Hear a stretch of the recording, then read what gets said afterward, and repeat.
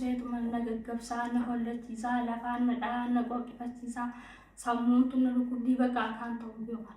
Waatti godhatee jechuudha Itoophiyaa tana taa'ee waatti godhatee akka isiin miidhamtee jechuudha. Madaamiin fuutee gara Itoophiyaa isii darbitu godhee jechuudha namni suni waatti godhurraa siiriitti godhurraa kan ka'e jechuudha. Yeroo Itoophiyaa dhuftus isa malee hin beektu bilbila isaa qofa irra dawwalattee boolee dhufee fuudhee akkasii waan isiin qabdu hunda akkasumatti irraa fudhatee boodarra waan isiin gartee keessa jirtuuf haala isiin mudatte kana ilmi namaa bineensaa akka irraa of eeggan. Hamzaan kun haa galatamu Hamzaan kun karaarraa naqabee akkana interview kana na godhu jira. Namni biyya keessa taa'ee biyya alaatii illee akkana nama fiduu ni danda'ama.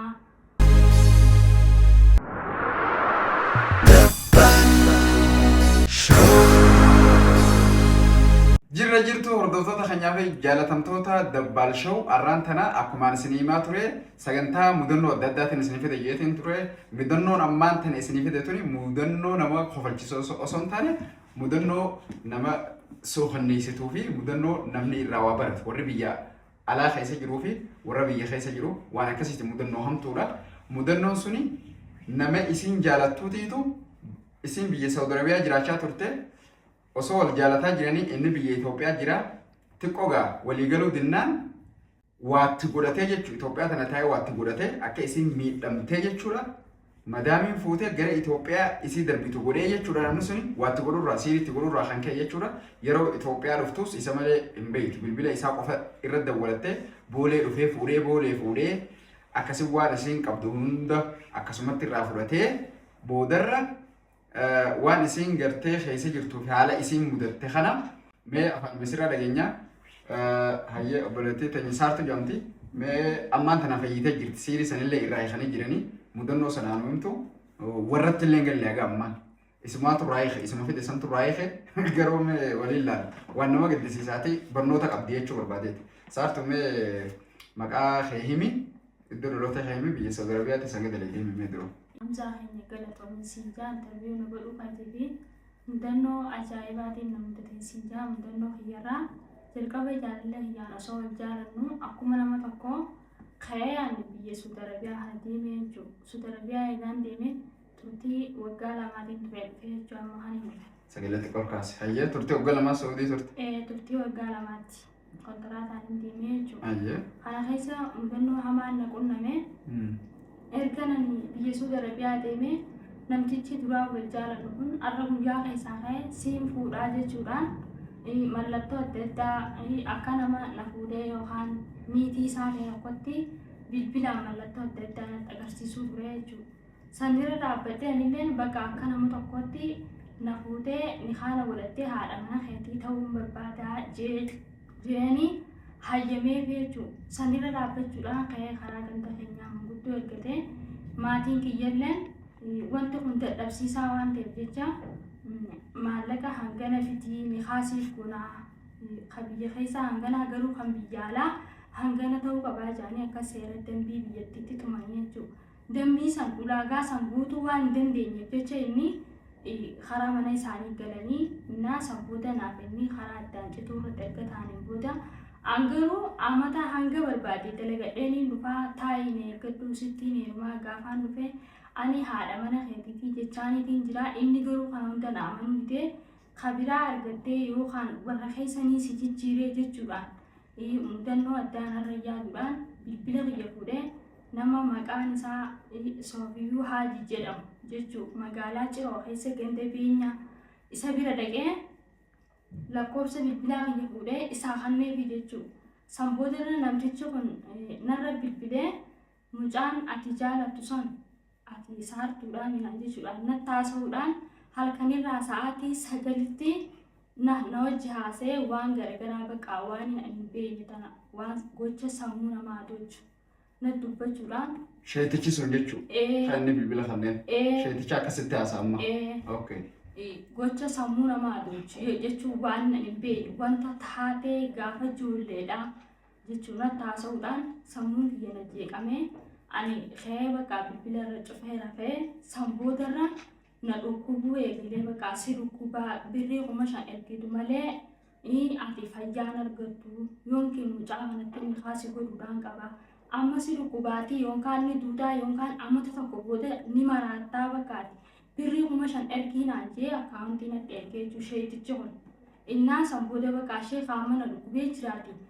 Birriillee siifiin ergaa dhiifama naa godhi jennaan dhiifama godhuu bakka anaan jee na didee achirra dhaabbadhee obboleessa kiyyarra dawwaladhee jechuudha.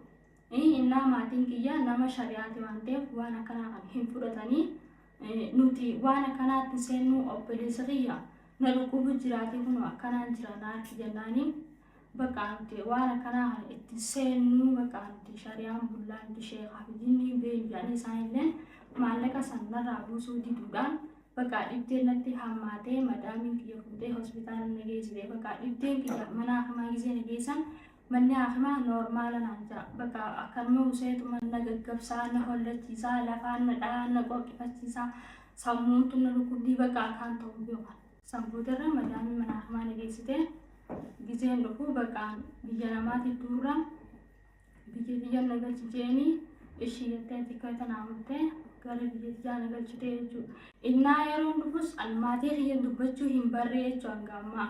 Akkasitti isuma kanarra dawwalee yeroon boolee dhufu kottu na fuudhi jeen jechuudha. Isuma kana waan ajaa'ibaati dhufee na fuudhee isuma san bira na geessee bakka si fayyiseetiin jiraattee maatii fidii isaanii ni kaasi godha jechuudhaan na dhamaasanii achirraa ka'ee giseen deemus maallaqa kiyyaa fi uffata kiyya waan qabadhee dhufees narraa harkabee mucaan jechuun narraa fuudhee achi deemaatii fidii jechuudhaan achirraa na gaggeessanii jechuudha. Deemaatii fidii jechuun an ka'ee akkuma nama gabba'uutti deemee maatii kiyya bira sin dhayini an iddoo biraatiin dhaqee bakka eegas booda bayyanadhee irratti dawwalee maallaqa kiyya hoonaa fi kan ni du'eennaan maallaqa yoomna kan ta'e jechuudhaan akkasitti na haatee achiin bakka amma maatii kiyya galuullee sodaadheetiin jira.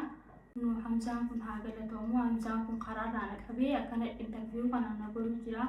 Shamarran keenya ijoolleen biyya arabaa jirtan mudannoo kiyya kanarraa wayii irraa barattan jeetii yaada. Namni biyya keessa taa'ee biyya alaatiin illee akkana nama fiduu ni danda'ama. Waan qabatamaa qabu kun suuraa tiyyatan yeroo hospitaalaatii fi tan mana madaamii keessa na dhukkube hundaan qabaa jechuu Hamzaan. Okay. Akkasii hordoftoota keenya gartee mudannoo mana madaamitti isiin muddatte sani haalata isiin keessa turte footoo waan qaqqabdu footoo sani asirraan isinii kakkaanii laatanii ammaan tanagaa ati gizeenii fi boolee dhuftee gaa inni si qabee sheeticha bira si geessu sani sheetichi sirraa isheetiin jira fayyitee jirtaa amma walitti isin fuudhuun qabaa sin jee jechuudha isin fuusisuun qaba sin jee. Yeroo jechuudha booleerraa na fuudhee gadoonaan deemu isa malee nama biraa tokko maatii kiyyan dawwallee obboleeyyanni qabaa hin dawwallee na fuudhee yeroo naan deemu dhaadannoo addaa takkanatti agarsiisaa jechuudha. Ani na dhukkubaa bakka na dhukkubeetiin ta'ee bakka na dhiisii jaanii maatu si dhukkubaa miti bakka na kabalaa na dhaa.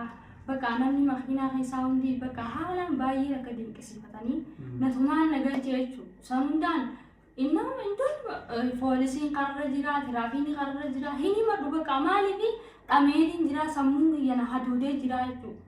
Wanta sammuu na hadoochu na godhanii na hadoodee jira hin himadhu. Kanaaf hundoo bakka akkasuma natumaa namticha bira nageessu jechuudha. Yeroo nageessullee wallaahi billaahi kaniin hin hijibnetti jechuudha. Maatiin isaa fakkeenyaaf haati isaati jirti abbaa isaatu dhufee malee ummaan isaati jirti ummaa isaatiin achitti wal agarree inni sun garuu namtichi sun jechuudha ammaan tana innaa du'ee jira nama du'ee sheetichi sun jechuudha sheetichi sun nama du'ee silaa haasa'uullee gaarii miti inni har'a hamtuu na yaadee an garuu akkasitti itti yaadu ilma namaati inni du'ee jira jechuudha biraa mataa godhuufi akkanaa jechuun mudannoo biyya akkasii mudaan kun akkasuma gurbaan sheetichi akkanaan jee amma ergaa an Ameerikarraa nama fiduu danda'an ammas fideebiin jiraa jee ibbira na kaa'ee deemi maatii kan kee fidi kottu wallaasaaf osoo hin ta'in mucaa kanaa wajjin akkaan nikaas itti si godhu mucaan kun fedhusee bulchaa fedhusee ari'aa akka mucaa kanaa wajjin nikaas godhu maatii kan kee dirqama fiduu qabdaa yoo maatiin kan kee dhufuu baatan anaatu akkaan suudiirraa si fide kanatti isaan kanaawu anaatu fidaa jechuudhaan dhaadannoo addaa natti agarsiise jechuudha. Sheetichi kun. Ameerikaan duraan nama gabbi fide jee. Asuma taa'ee. Bira mana kophaa Eegas fide boote. namarraa jechuun anaa fi isaa fi haadha isaa qofa mana kophaa nageeffateeti akkam naan jaani beektaa? Ati eengadda Suudiin jirtu naan jee. Suudiin jiraa naani Ameerikarraa nama fidaa naan jee. Ammallee yoo ajaja kiyya godhuu baatte ammata takka booda ni maraattaa naan jee. Ajaja kiyya yoo godhuu baatte ni duutaa naan jee. Hayyee ajaja keenii godhaan na ajjeesini jee maaliif sammuun jetti amantee na dhukkubee waan jiruuf jechaan ilma namaatiif amanee jechuudha. Namni dhaloota boruutiif akka wanni irraa ta'u akka irraa baratanii fi waan kana haasa'u jira. Ilmi namaa siin ajjeesaa gisee jiru garuu ifiif du'aa jechuudha. Anamni waan takka hin gooneen shira dila kanarra xaqamee ilaamaan tana kaniin maatii fi biran dhaqin hunu innillee nama du'ee gara dachii jira. Jiraa jechuudha. Angaruu hin duune har'illee borullees qarshii namni iddoo anaaf fidaa ammumaan jiraachuu kiyya kanaafin galata galchuu jira saniifuu. Amma ati gizeenii fi ati isa bira dhayxutti eegee qaalii isaa guuteen boodatti akka mataan sun sirraa si fayyuuf akka isa wal fuutan eegaa amantee booda sirraa eegan jire jechuudha waan sila nama akkas godhaasan. Yoo mataan si dhukkube na gaafadhu naan jira. Inni kana booda yoo mataan si dhukkube na gaafadhu bakka waan takka hin taatuuti. Maatii kan keetuu hin fidini naan jedhe. Maatii kan keetuu hin fidini. Kana booda yoo mataan si dhukkube na gaafadhu naan jedhe. Garuu isa yeroo qabdaadhaa amma siin jedha. Waan achi daleedee dhuftee fi amata lamee waan achi daleedee dhuftee fi sammuun walirratti fi maatii kee fiddee mucaa kanaan kan kaasuu godhee waan achi daleedee fiddasanis maatiin kan kee anarratti mucaa kanaa kannanii si mucaan jaarsa yaatti ta'uu qabaa nan jedhe. Okay, amma gaate eega gamme inni fayyitee jirta deemi warra keessa yaamu eega si gadhiisee boodatti eega haalata bayyanattee booda warra galuu qaanfattee jechuudha. Warra galuu qaanfatte maatii kiyya qullaa kam jeetee itti dhaqa. Maatii kiyya galuu qaanfattee bakka ajjeeqamee mataan kun dhukkubee eegas booda bakka asuma. Okay, amma haala akkam keessa jirtan? Akkam feetaa haala akkam keessa jirtan? Amma alhamdulillah fayyaan qaba. Hatta kalleen. Okay, haayyoon ta'uu maaliree amma? Amma haayyoon tiyyaa. Yaanni kee waan ta'eef. Yaanni kiyyaa akkuma nama duroo waraqaa jettadhe sanuu fiizaa firiin ta'us fiizaan ta'us waraqaa kiyya baafadhee biyya alaa sanitti deebi'ee akka ilma namaa rakkatti dalafadhee jijjiiramuudhaan barbaadaa jechuudha. Okay, amma san godhuudhaaf gargaarsa namatti ni haajamtaa? Of dandeessee deemuu dandeessa? Of dandeessee deemuu dandeessa moo gargaarsa namatti si barbaachisa? Oromoon tiyyaa na gargaartee akka yoo dandeettiidhaaf fadhinnaa isaaniitiin obboleettii keenya jaanii namni suuraa tiyyeessan agaree namni dhimmi obbolummaa itti dhagahame na gargaaranii biyya namaa sanitti deebi'ee dalagadhee mul'ata boruutiif kaayyoo qabaadhee isin agarsiisuudhaan barbaadaa jechuun waan irra geessan. Akkas egaa hordoftoota keenyaa waan isin mudate guututti isinii galee jira je'eetiin yaadaa. Namoota wal jaalattan namoota gartee wajjin jiru uummanna jettanii wajjin haasawaa jirtan biyya feetan keessa jiraadha addunyaa kana keessa shira adda addaa akka jiru gartee ibartan jeetii yaada jechuudha. Waan kanaafin isii tana Osmaan taa'uunatti himnaan yooniifin gartee sooshaal miidiyaa gubbaa gadhiisee namni irraa barate hoo namoonni hedduun akka isii kana caalaa amma durallee miidhamanii fi fuula duratti illee miidhaman waan malaniif jecha viidiyoo tana irraa isiniif waraabee isinillee ammaan tana rakkisaa keessa jirti warratti hin galle nama bira jirti. Achi deebitee biyya Arabaa sanii deebitee dalagachuu barbaaddi xalabaan ta'es yoo maallaqa akkasitti argattellee firiidhaan illee dheettee dalagachuu barbaaddi jechaadha. Akka isin jettutti dhageessanii jirtanii gargaaruu dandeessanii bilbila isiitiif maqaa isaas jalaan isinii haa kanarraa namoota wal jaalatan san gartaniimi nama hagam takka qalbii qulqulluu qabaa fi namummaa qabaa hagam takka shira nama xaxuu danda'a ofirraa qacallotti eegate intaltan booda wajjin hariiroo uumachuu dandeessaniin isin jaa ilmi namaa bineensaa akka irraa of eegdan karaa gabaabaa isinii dhaamuun barbaade jechuudha gama kiyyaanii waa hunda argitanii jirtanii dilas miroonni isinii ibsu jiru isin nu beektan nama agartee wajjin murtii ijaarachuu barbaaddan firraa qaceellotti adda baafadhaa saayikoo teessan akka malee miidhuu danda'a waan ta'eef jecha isin amma saayikoo baay'ee miidhamtee turte egaa amma deebitee jirti haasoo isirraanii hubattan jeetii yaada waan akkasirraa akka of eegdan kanuma isinii dhaabna nagayaan nuti ba'a.